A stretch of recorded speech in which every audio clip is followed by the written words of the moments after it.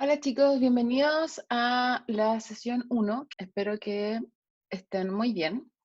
El día de hoy vamos a revisar un poco repaso de lo que vieron un poco en la media y en las unidades anteriores de otras asignaturas, que es un poco de lo que es digestión, absorción y metabolismo de nutrientes. Otro aviso importante es que pueden revisar la bibliografía que tienen puesta en su programa, en la planificación, y durante toda la clase traten de ir pausando cuando tengan dudas y las vayan anotando enseguida, ¿ya?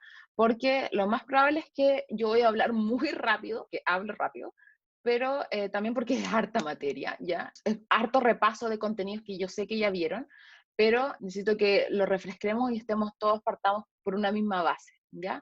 Así que puedan ponerle pausa y anotar las dudas que tengan con palabras, con siglas, con conceptos que tengan en base a lo que yo dije o no me entendieron o lo que está en la presentación, ¿ya? Así que anoten sus dudas y me la comentan en la próxima sesión, ¿ya?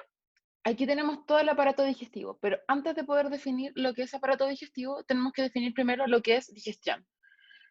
¿Qué es digestión?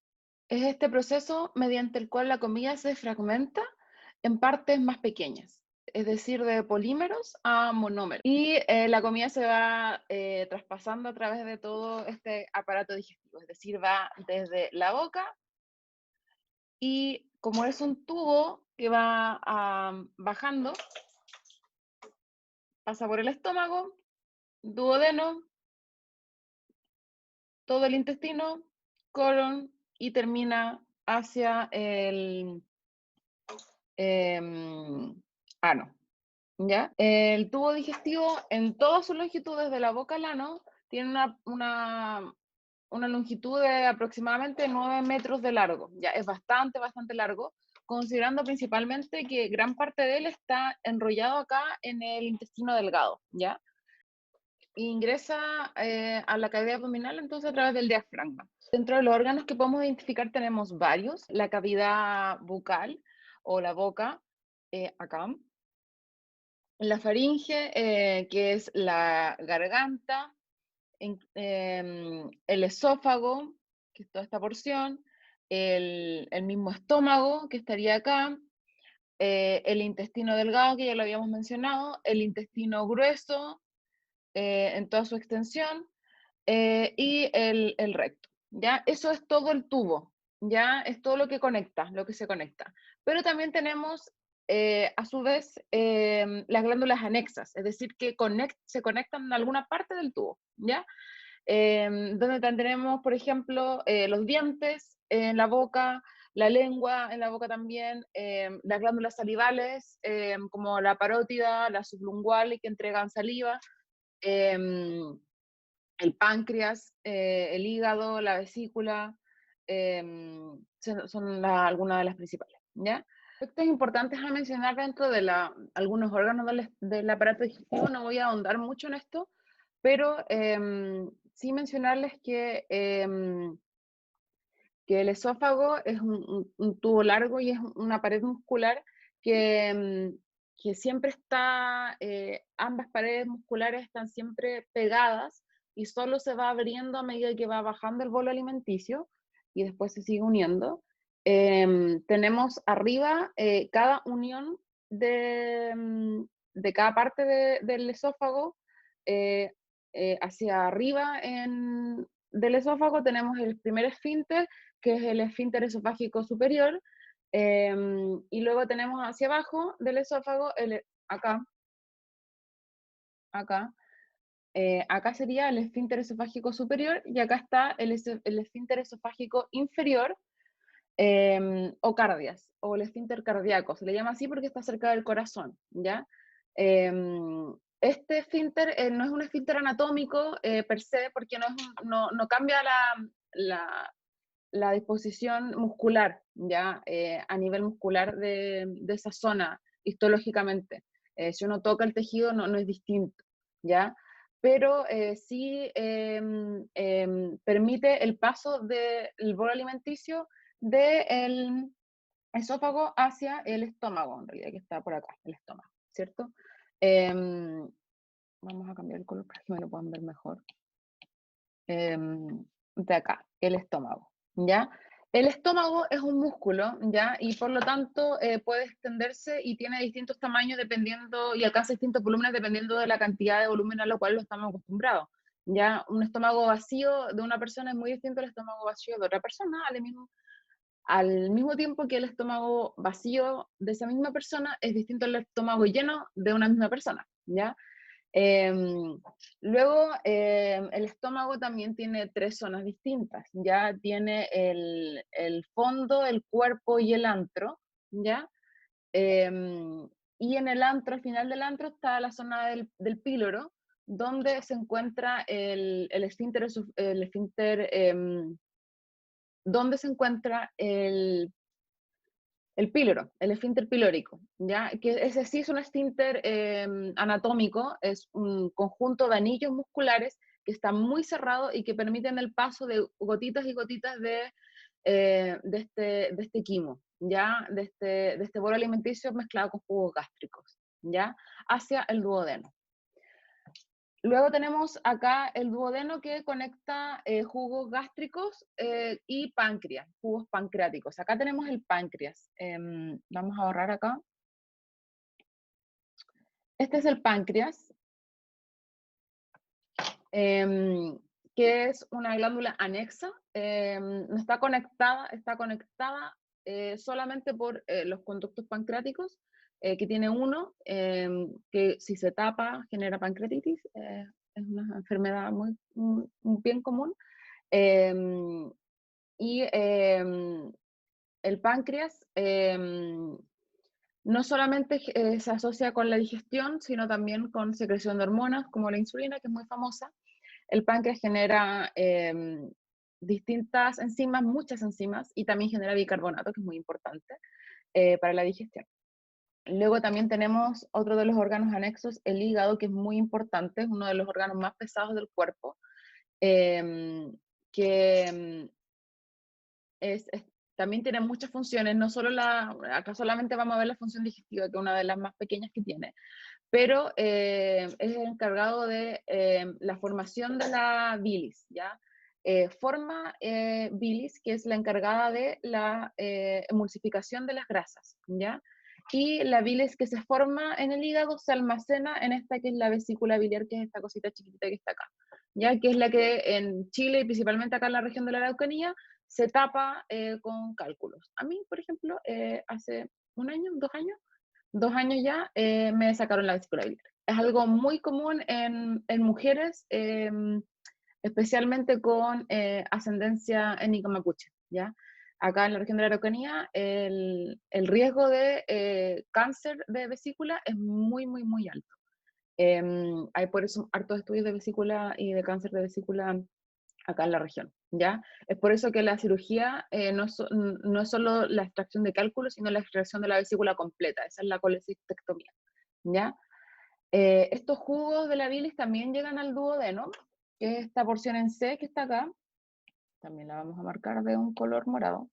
Esta porción en C es el duodeno, que es la primera porción del intestino delgado, y luego continuamos todo el intestino delgado, ¿ya? Esos son las glándulas anexas. No está mencionar acá el detalle del apéndice que está acá, que la verdad es un órgano vestigial, que no tiene gran función, solo la de generar apendicitis o peritonitis en el peor de los casos. El aparato digestivo sirve para procesar las distintas sustancias que vienen desde el mundo exterior hacia nosotros. A diferencia de las plantas, nosotros no tenemos la capacidad de hacer fotosíntesis y por lo tanto simplemente asimilar los nutrientes, sino que tenemos que hacer este proceso de digestión, ¿ya?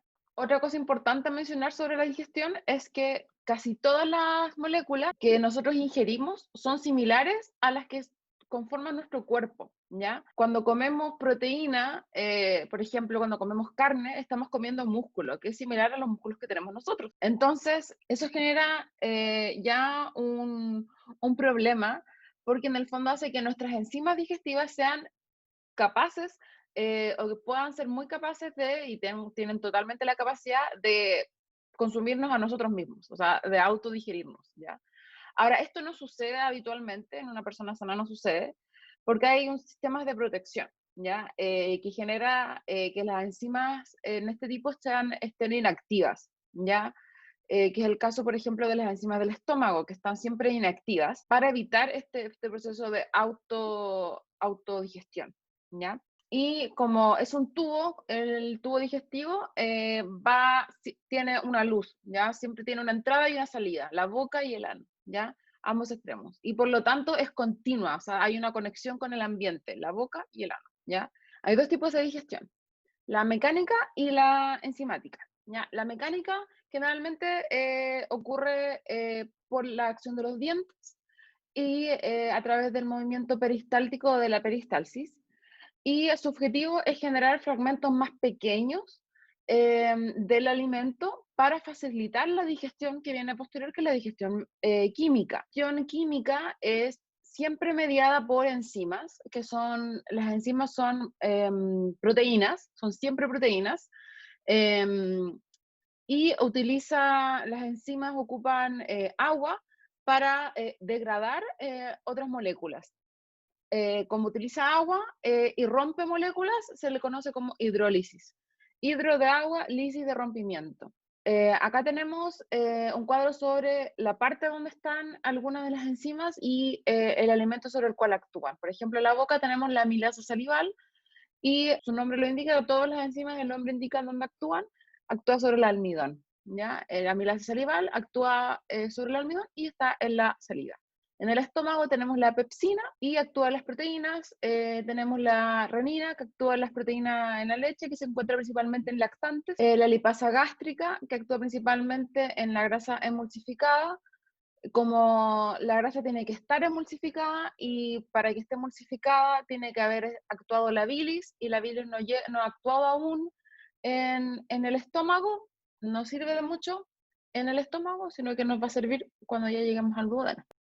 En la boca tenemos la digestión mecánica de todos los macronutrientes, pero además una digestión mecánica en un muy bajo porcentaje del almidón por la amilasa salival y de ácidos grasos en lactantes por la lipasa salival.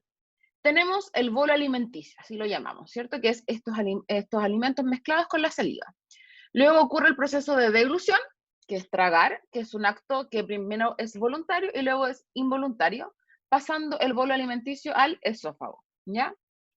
En el esófago suele ser de 25 centímetros, viaja el bolo hacia el estómago, que es esta pared muscular que termina en el cardias, y este bolo llega entonces hacia el estómago. Aquí en el esófago solo ocurre digestión mecánica. En el estómago, este bolo llega al fondo del estómago, donde va generando movimientos peristálticos, es como una licuadora, y donde se incorporan los jugos gástricos, ¿ya? ¿Qué tienen los jugos gástricos? Tienen ácido clorhídrico. Esto es muy importante porque el ácido clorhídrico no solo nos baja mucho el pH, esto es muy importante para activar y desactivar enzimas, sino que también para destruir las bacterias, ¿ya? Esto es un mecanismo de protección del sistema digestivo, ¿ya? También en los jugos gástricos nos dan moco para lubricar, nos dan factor intrínseco, ese es el FI que ven ahí. El factor intrínseco es esencial para absorber vitamina B12, ¿ya? Que lo vamos a ver más adelante. Este bolo ahora con estos jugos gástricos ya no se llama bolo, sino se llama quimo alimenticio. Luego ocurre la digestión mecánica, principalmente de proteínas a través de la pepsina, ¿ya? Cuando el quimo ya llega a la zona del píloro, donde está el esfínter, se libera gastrina, que es una hormona, y el quimo pasa lentamente, gotita por gotita, hacia el intestino delgado. Luego, este quimo llega al duodeno, ¿ya? Que es la primera porción del intestino delgado, donde se secreta una hormona, que es la secretina, que hace que el páncreas vaya a liberar bicarbonato de sodio, que es muy importante, porque necesitamos contrarrestar la acidez grande con la que va llegando este jugo gástrico, ¿ya? La vesícula secreta, nos tira la bilis, estimulada por la colecistoquinina, que es otra hormona, y toda esta mezcla de quimo con bicarbonato, con jugos pancreáticos, con bilis, ya no se llama quimo, sino que se llama quilo, ¿ya? En el duodeno, este kilo va a generar una digestión química de proteínas por las proteasas pancreáticas, de almidón y disacáridos por la amilasa pancreática y las disacaridasas, y de lípidos por la emulsificación de la bilis y por las lipasas pancreáticas. Estos monómeros resultantes, o sea, estas estructuras más chiquititas, de este proceso de digestión son absorbidos durante todo el intestino delgado, desde el duodeno al ileum, que es lo que vamos a ver ahora, ¿ya? Este kilo va a llegar entonces al intestino grueso. Se produce principalmente una absorción de vitaminas, minerales y agua, y tenemos ahora ya no el kilo, sino el bolo fecal. Absorción, ¿ya? Ya no estamos en digestión, ahora estamos en absorción. Ya hemos mencionado un poquito de absorción. Ocurre principalmente en el intestino delgado, pero también en el intestino grueso, principalmente en el duodeno y el yeyuno, que son las primeras partes del intestino delgado. ¿Por qué ocurre en el intestino delgado? Porque el intestino delgado, recordemos que es muy largo, porque está enrollado en sí mismo, son como 6,7 metros de largo, ¿ya? Y no solo es largo en sí mismo porque está enrollado, sino que la pared del intestino tiene vellosidades, o sea, tiene pelitos, y cada pelito tiene microvellosidades que aumenta su superficie de absorción, ¿ya? Como pueden ver acá en la imagen. Y en el colon también se absorbe principalmente agua, porque tienen que recordar que este kilo que llega al colon es agua, es muy líquido, y el bolo fecal es sólido, entonces se absorbe mucha agua, ¿ya? Pero también se sintetiza vitamina K y vitamina del complejo B, acá en el colon. Ahora, ¿qué pasa con las vitaminas y minerales? ¿Ya? ¿Cómo es la digestión y absorción de las vitaminas y minerales? ¿Ya? ¿Qué pasa con el agua? El agua no es un nutriente porque para que sea un nutriente tiene que aportar energía, ¿ya? Pero el agua es vital, ¿ya? O sea, una persona 2, 3 días sin agua se muere, ¿ya? 95% del agua presente en la luz del intestino delgado proviene del agua ingerida, más las secreciones del gastrointestinales, ¿ya? En el colon se va a reabsorber el resto del agua, producto de transporte activo. La diarrea altera bastante el agua, puede causar hipocalemia. Las personas con mucha diarrea se deshidratan bastante.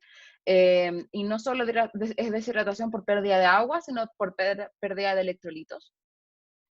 Y la absorción y reabsorción de agua, decimos reabsorción porque se vuelve a reabsorber agua, se vuelve a absorber, reabsorber agua.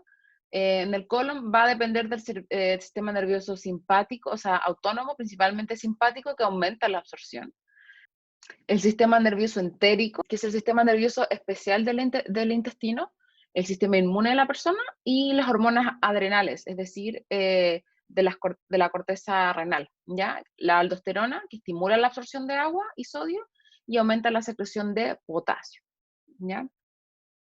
¿Y qué pasa con las vitaminas y minerales?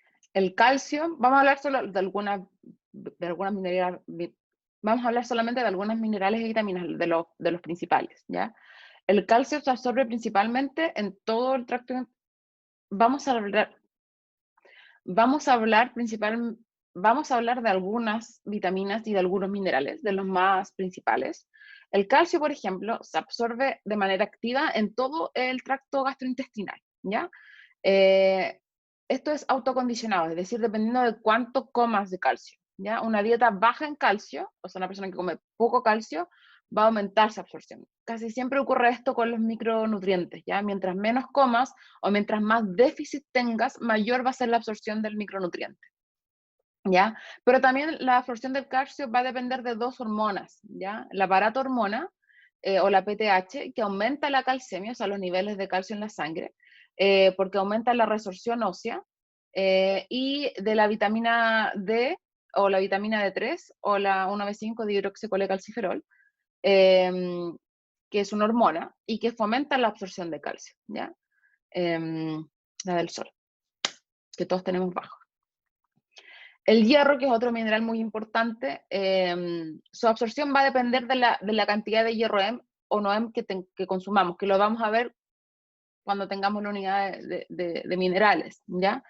Pero se absorbe por difusión facilitada, es muy sencilla esa absorción en todo el intestino. El problema es que se absorbe muy, muy, muy, muy, muy poco, chiquillos. Por eso en Chile y en el mundo harto déficit de hierro, no anemia per se, pero sí déficit de depósitos de hierro, ¿ya? El hierro se une a una transferrina, que es una proteína que es secretada por el enterocito y que lleva hierro, y esta va a entrar fácil a la célula. Las vitaminas hidrosolubles, como la vitamina C o las vitaminas del complejo B, se absorben también por difusión simple, como son chiquititas, no cuesta absorberlas, cuando están en concentraciones suficientes, ¿ya? También se puede absorber por transporte activo cuando consumimos mucha, cuando tenemos suplementos, cuando consumimos mucha cantidad, por ejemplo, si tomamos suplementos, se absorben por transporte activo, pero generalmente significa que también vamos a eliminar mucho, ¿ya? Mención importante a la vitamina B12 o cianocobalamina, que se absorbe en el ileum por transporte activo, pero es dependiente del factor intrínseco, que es secretado, como lo mencionamos hace un rato atrás, por el estómago, ¿ya? O sea, depende del factor intrínseco secretado en el estómago. Y es la única vitamina hidrosoluble que es almacena, ¿ya? En el hígado. ¿Qué pasa con las vitaminas liposolubles como la A, D, E y K?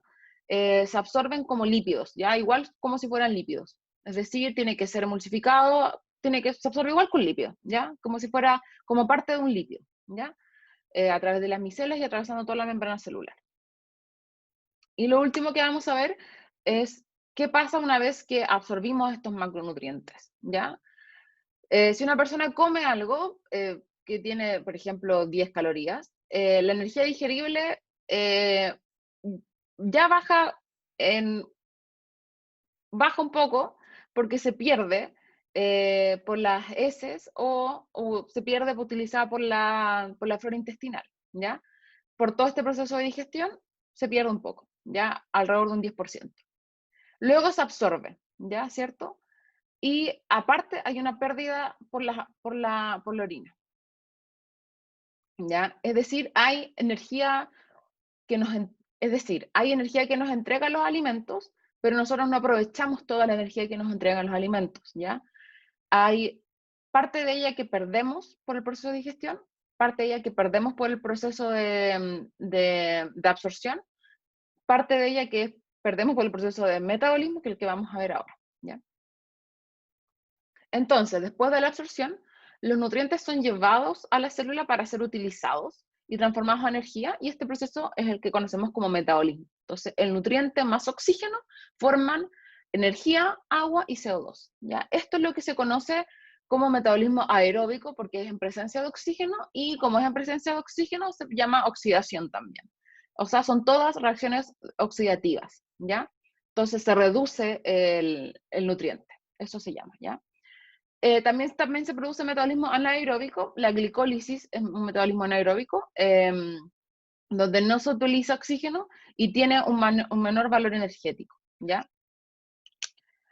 La oxidación completa de carbohidratos, grasas y lípidos es conocida por todos ustedes por el ciclo de Krebs, ¿ya? O por el ciclo de Krebs. Con esta energía liberada, recordemos que la energía liberada viene en forma de ATP, ¿ya? Se forman nuevas moléculas, que son moléculas simples, ¿ya? Este proceso de formar nuevas moléculas a partir de moléculas complejas, es decir, de un almidón formar nuevas moléculas, se llama anabolismo. Y cuando esta energía se utiliza para romper moléculas complejas, se conoce como catabolismo. Y acá tenemos el ciclo de Krebs, muy resumidamente, cómo las grasas pasan de ser ácidos grasos y entran al ciclo de Krebs. Todos tienen que entrar como acetilcoenzimada, esa es la clave. O sea, dependiente de cómo entran, cada uno tiene su manera de entrar, pero todos tienen que llegar como acetil-CoA. La manera en que lleguen es su proceso, que es el metabolismo que vimos, pero todos tienen que entrar como acetil-CoA. En la fase 1 tenemos las proteínas, el glucógeno, los triglicéridos, pasan a ser moléculas simples, aminoácidos, glucosa, ácidos grasos, y de manera, como lo hemos visto, cada vía es específica para cada nutriente. O sea, la proteína pasa a ser aminoácido, no de la misma forma en que el triglicérido pasa a ser ácidos grasos, ¿cierto? La fase 2 se relaciona con moléculas simples para hacer acetil-CoA, ¿ya? La manera en que la glucosa pasa a ser acetil-CoA no es la misma en que el glucógeno, o sea, no es la misma en que el triglicérido no es la misma en la que el aminoácido pasa a ser acetil-CoA. O sea, también es específica para cada nutriente. Pero la fase 3 es la que tienen en común, porque todas son acetil-CoA, todas parten por acetil-CoA y llega el ciclo de Krebs, que es la cadena respiratoria. Ya es la misma vía para cada nutriente. Em, y aquí tenemos el metabolismo energético, solo un recordatorio. Después del ciclo de Krebs, tenemos toda esta bomba de protones, ¿ya? Esto ocurre en la mitocondria, en las crestas mitocondriales, es decir, entre estas dos membranas. Recordemos que la mitocondria tiene dos membranas, y ocurre esta fosforilación oxidativa, es decir, que a medida que van botando estos protones de hidrógeno, se van generando y botando ATP, ¿ya? Esto siempre ocurre dentro de la mitocondria y es dependiente de oxígeno, ¿ya? Y agua, ¿ya? Esto tiene una alta eficiencia energética, genera 30-34 ATP. Y eso es todo, chicos. Muchas gracias. Espero que no se hayan quedado dormidos durante esta sesión. Fue bien intensa, harto recordatorio. Así que nos vemos en nuestra próxima sesión, donde la idea es que ustedes puedan, ya contarme sus preguntas, las dudas que tengan. Podamos pasar al taller que ya deben tener publicado. Ahora vamos a partir viendo cada uno de los macronutrientes y después vamos a hacer un resumen donde el cuadro anterior va a quedar un poco más claro, ¿ya? Como es una digestión, dijimos que la digestión va de polímeros, es decir, de estructuras o moléculas bien grandes, a monómeros, o sea, de polisacáridos a monosacáridos, ¿ya? La fuente principal de polisacáridos que tenemos en nuestra dieta son almidón, principalmente, y fibra, el almidón o celulosa, ¿ya? Que son los dos tipos de polisacáridos que podemos consumir. La celulosa es fibra. Como es fibra, no se digiere, es decir, nuestro cuerpo no tiene enzimas para digerirla, solo tenemos amilasa. Es decir, vamos a digerir solamente el almidón. Otras fuentes de carbohidratos también en nuestra dieta son, que son un poco más pequeños, son los disacáridos o polipéptidos, o cualquier cosa que esté entre un almidón, que es una cadena muy grande de glucosa, como se puede ver acá. Tenemos, que no sé si una de estas es una glucosa, un almidón es una gran cadena de glucosa, ¿ya? Y para llegar a una chiquitita de glucosa, hay cadenas de polipéptidos, entre ellos está la maltosa, por ejemplo, la polidextrosa y todas las dextrosas en general están ahí entre. Entonces, la digestión del almidón va a empezar, como ya lo habíamos mencionado antes, en la boca. Primero, de la digestión mecánica, ¿cierto? Dijimos que la digestión mecánica nos ayuda entonces con los dientes y con la saliva, con la lengua y los movimientos masticatorios a poder fragmentar este bolo alimenticio que nosotros estamos incorporando, y vamos a incorporar la saliva. Ya vamos a lubricar este bolo, vamos a incorporar la saliva y vamos a incorporar entonces esta amilasa salival, ya que esta es nuestra primera enzima, ya. Esta amilasa salival lo que va a hacer, va a tratar de romper o hidrolizar estos enlaces que podemos ver acá y formar algún tipo de oligosacárido, que es en el fondo un almidón más cortito, maltriosa, que en el fondo son 3 moléculas de glucosa, maltosa, que son 2 moléculas de glucosa. ¿De qué va a depender su acción o cuánto va a durar? Cuánto tiempo estemos masticando, o sea, cuánto tiempo va a estar la amilasa funcionando, ¿ya? ¿Por qué? Porque la amilasa y todas las enzimas, como son proteínas, y no sé si ustedes recordarán de bioquímica o de química, son muy sensibles a los cambios del pH, ¿ya? Y la amilasa tiene que funcionar en un pH medianamente básico, alcalino. Entonces, cuando pasa de la boca a esófago y llega al estómago, con el ácido clorhídrico del estómago se inactiva, ¿ya? Y ya no puede seguir funcionando. Entonces, si nosotros comemos muy rápido y tragamos y ese bolo alimenticio llega rápido al estómago, no tiene mucha acción, no alcanza a funcionar mucho nuestra amilasa salival. Por lo tanto, la digestión va a continuar donde sea que haya quedado. Si nuestro almidón grande, gordo, quedó como oligosacárido corto o quedó como maltriosa, va a continuar como haya quedado en el duodeno, ¿ya? Como dijimos, en el estómago no pasa nada, ¿ya? En el duodeno, entonces, que es la primera porción del intestino delgado, va a continuar entonces, ya no la amilasa salival, sino una amilasa que viene secretada desde el páncreas, ¿ya?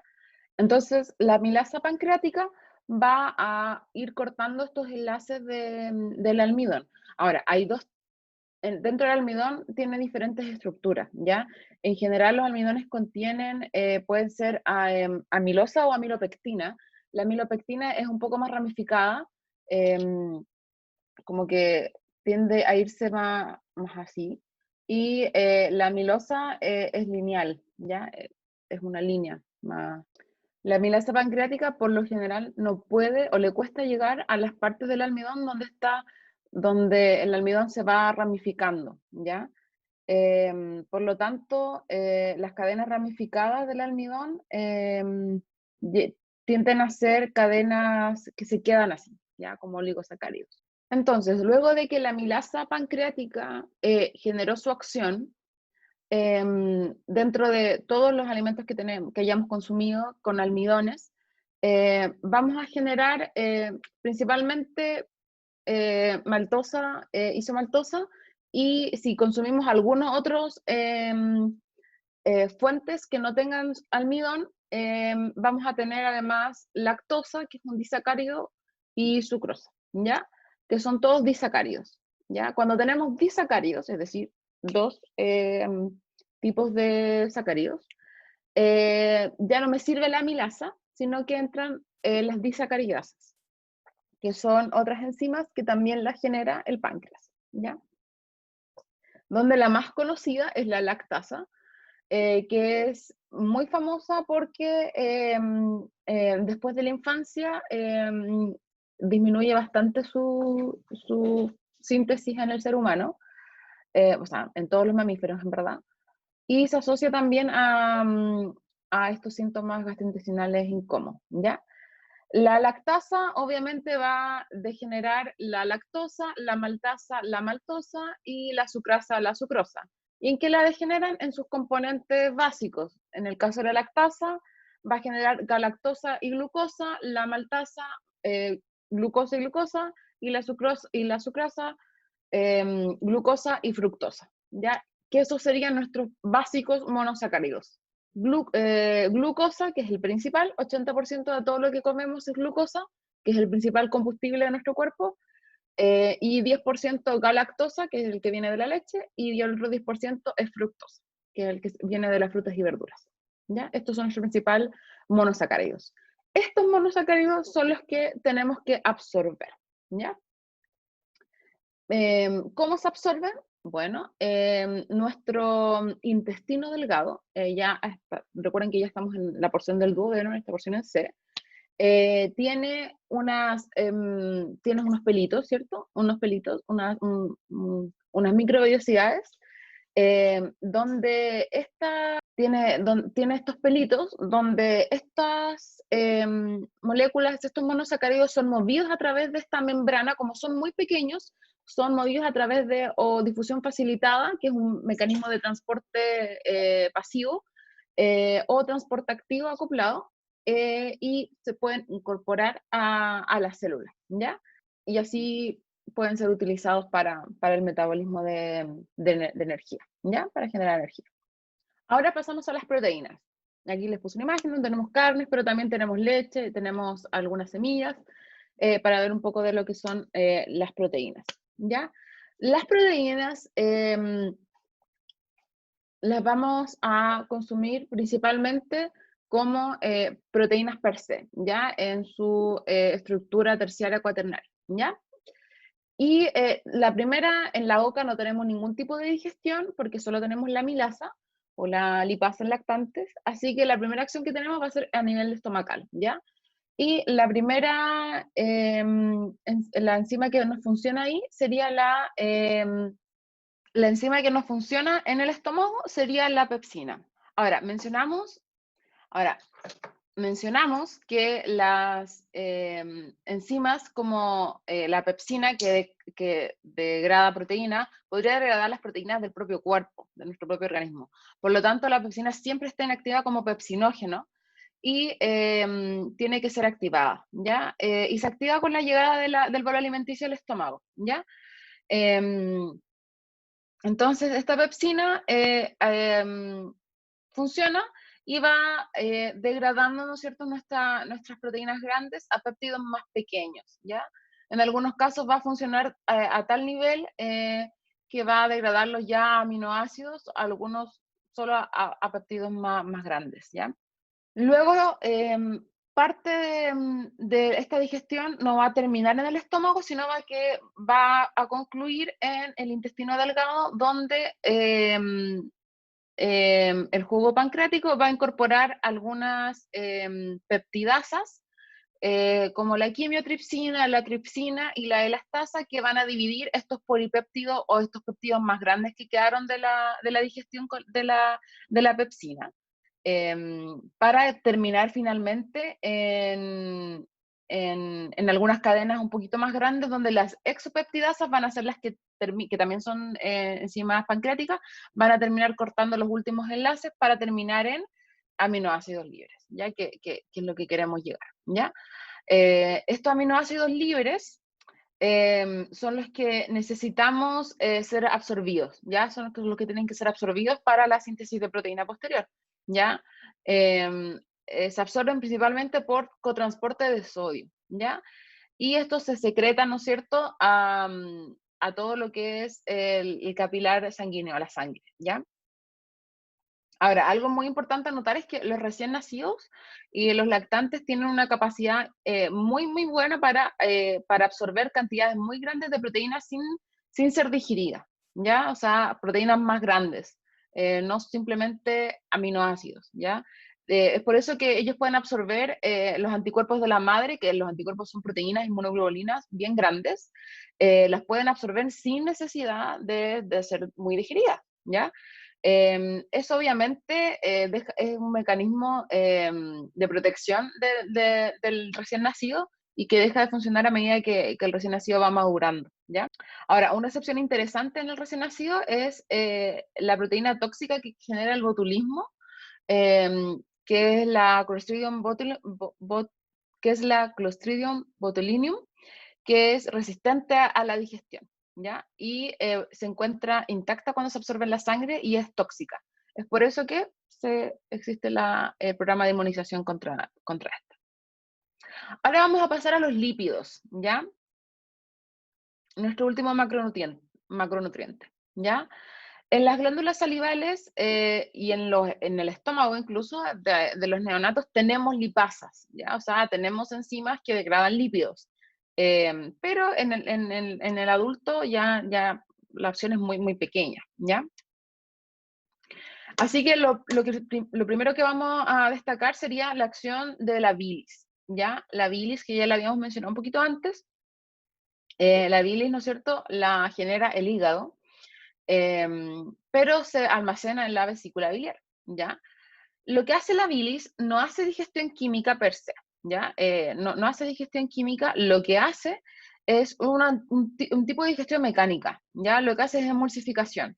La emulsificación en el fondo, es como revolver mucho, batir muy fuerte esta mezcla, que es como este proceso que está acá, tomar estas gotas de grasa que son más grandes y hacerlas más chiquititas. Y eso es muy importante porque si tenemos acá, por ejemplo, una gota grande de grasa, la lipasa pancreática va a hacer efecto solamente en las partes de afuera, ¿ya?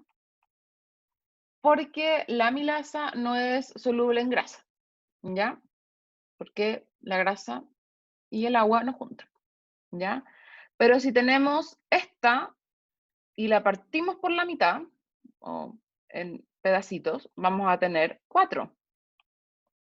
Entonces, la misma amilasa va a hacer efecto en más partes, va a tener más superficie de efecto. Eso es lo que hace la emulsificación y por eso es muy útil, ¿ya?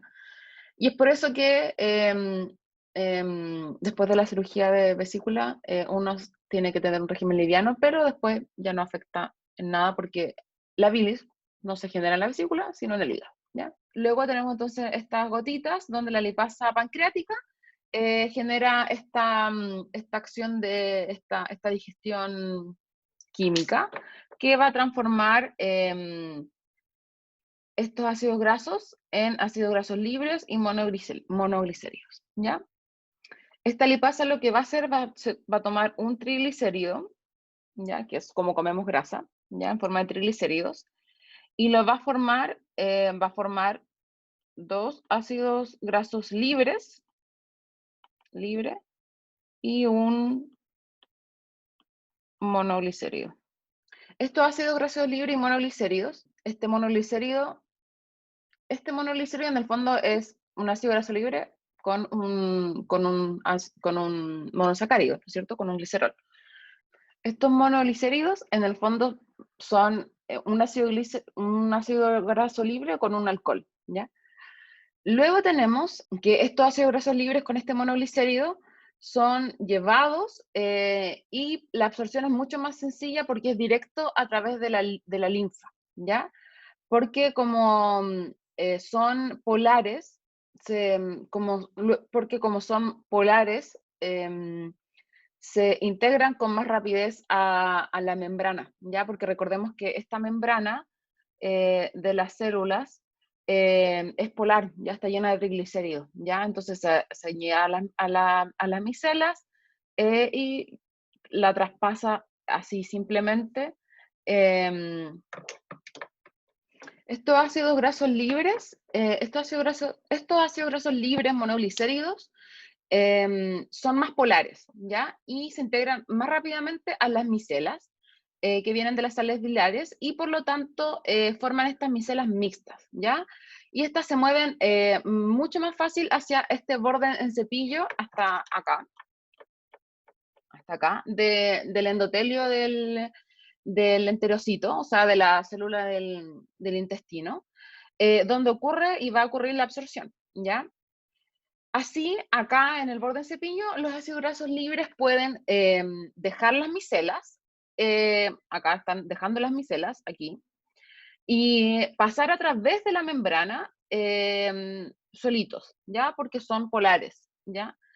Y entrar a las células epiteliales intestinales. Dentro de la célula, estos productos, estos ácidos grasos, estos productos se vuelven a resintetizar, o sea, vuelven a formar triglicéridos, porque eran ácido graso y monoglicéridos, vuelven a formar triglicéridos, que era la manera en que los comimos, em, y fosfolípidos, y para formar kilomicrones, ¿ya? Y de esta manera, como kilomicrones un poquito más gorditos, se transportan, pasan directo a la linfa, ¿ya? No van por el canal sanguíneo, sino por el canal linfático. Y a nivel de la vena cava, eh, ah, aquí nuevamente vuelven a tener las características de algunas enzimas, pero aquí además les incluí el pH óptimo. Entonces, por ejemplo, aquí estaba el hecho de que la amilasa salival, como yo les comenté al inicio, funciona en un pH 6,7 y es por eso que cuando llega al estómago con un pH que es el pH de la pepsina, que es de 1,6, no puede funcionar. O sea, la pepsina funciona con un pH muy ácido, por lo tanto, la pepsina cuando llega al duodeno también deja de funcionar, obviamente.